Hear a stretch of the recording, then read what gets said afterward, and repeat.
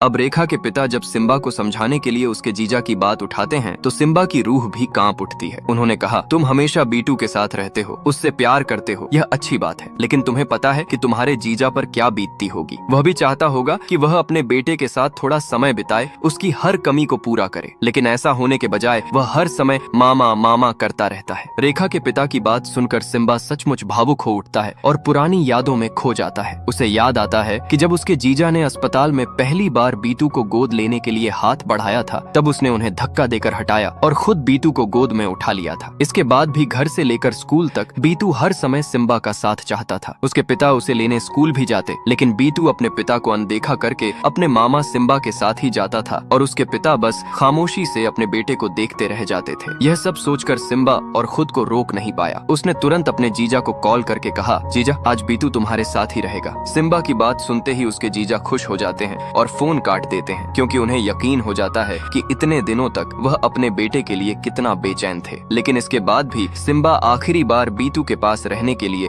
उसके पास जाता है। हर दिन की तरह उसके पिता दूर से उसे देखते रहते हैं और उससे दूर ही रहते हैं। इस बार सिम्बा उसे प्यार से अपने पास बैठाकर एक छोटे राजकुमार की कहानी सुनाने लगता है। वह कहता है, वह छोटा राजकुमार बहुत ही शांत और सबका बहुत प्यारा था। वह रोज सुबह अकेले ही नींद से उठ जाता था, स्कूल भी समय पर पहुंचता था और अच्छी पढ़ाई करके अपने माता पिता को बहुत खुश करता था। जब भी वह रात को सोने जाता तो अपने माता पिता को ढेर सारी पप्पियां देकर उनके साथ ही सो जाता था। लेकिन बीटू ने आंखें बंद करके सिर्फ एक बात सिम्बा से कही, मामा, क्या उस राजकुमार का कोई मामा नहीं था? उसकी यह बात सुनकर सिम्बा खुद को संभाल नहीं पाया और बच्चे की तरह रोने लगा। बीटू ने कहा, अगर उसका मामा होता तो वह हर समय उसके साथ रहता, उसके लिए चॉकलेट लाता, उसे कंधे पर बैठाकर स्कूल छोड़कर आता और रात को भी उसे प्यार करके कहानी सुनाकर सुलाता। बेचारा राजकुमार। सिम्बा रोता रहा और दिल में दर्द लिए सुबह होने से पहले वहां से चला गया, क्योंकि उसे पता था कि अगर वह बीटू के पास रहेगा तो बीटू कभी भी अपने बाबा से प्यार नहीं कर पाएगा। लेकिन घर से दूर जाकर भी वह हर पल अपने भांजे के लिए तड़पता रहा। सिम्बा ने बीटू का हाल जानने के लिए जब उसके दोस्त को कॉल किया, तब उसके दोस्त ने बताया, तेरे जाने के बाद वह पागलों की तरह तुझे ही ढूंढ रहा है, किसी की बात नहीं सुन रहा है, बस यही कह रहा है कि मुझे मेरे मामा के पास जाना है। उसकी माँ ने भी उसे बहुत मारा पीटा, लेकिन उसे शांत करना बहुत मुश्किल हो रहा है। सिम्बा अब चाहकर भी कुछ नहीं कर पा रहा था और बस आंखों में आंसू लिए एक एक दिन बिताने लगा। वह हर दिन सबको कॉल करके बीटू की खबर लेने लगा। रेखा भी उसके खामोश चेहरे की तरफ देखकर नहीं रह पाती थी और हर समय सिम्बा को खुश करने की कोशिश करती रहती थी। अगला पार्ट देखने के लिए नीचे कमेंट करें।